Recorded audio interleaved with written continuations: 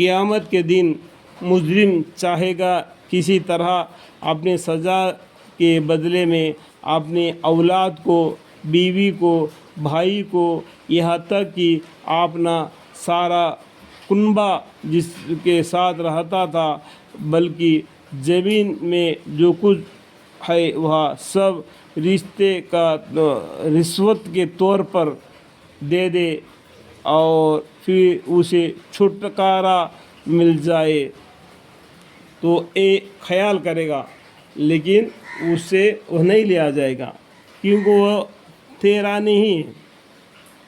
تھوڑا سمجھنا چاہیے، یہ تیرا ہے کیا؟ تو خالی تو ہاتھ آیا دنیا میں، جو کچھ بھی ملا اللہ سے کے وجہ سے ملا۔ تمہارے نام اعمال جو لکھے ہیں فرشتے، وہی تیرے ساتھ آئیں گے۔ یہ دنیا فانی ہے، ختم ہو جائے گا، یہ کچھ اللہ کے سامنے دینے کے لیے کھڑا ہو جائے گا تو وہ تیرا ہے نہیں نا۔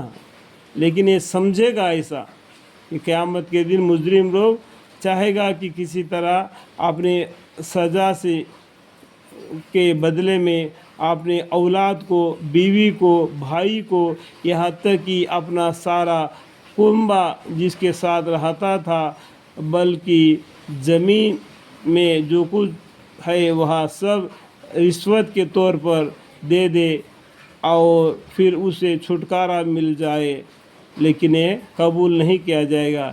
لیکن ہرگز ایسا نہ ہوگا۔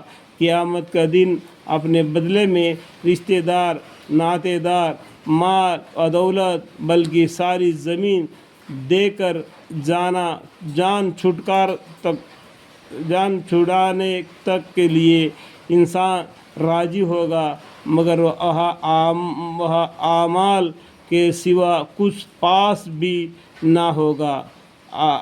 عزیز و رشتہ دار کیوں کسی کے بدلے اس دن کی مصیبت میں پڑنا پسند کرے گا؟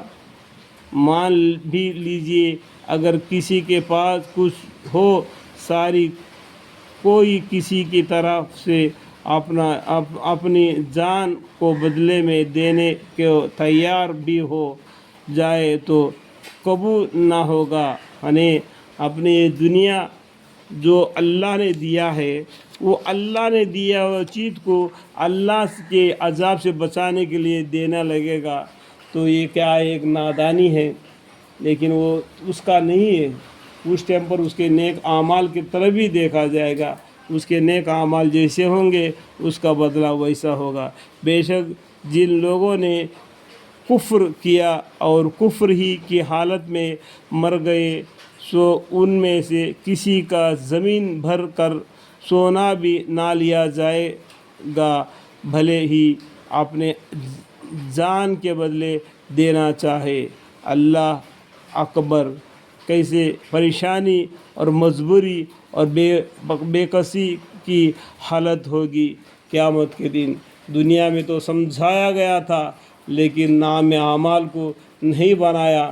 کل قیامت کے دن اس طریقے سے دوڑتا پھرے گا کہ اس کا کوئی کوشش بھی کام نہیں آئے گا۔ اللہ کے عذاب ہی ڈرنے کے قابل ہے۔ اس لیے دنیا میں اللہ سے ڈرو، اللہ سے معافی مانگو، نیک اعمال کرو، کل قیامت کے دن وہ اپنے کام آئے۔ اللہ تعالیٰ سب کو توفیق ہدایت دے، آمین۔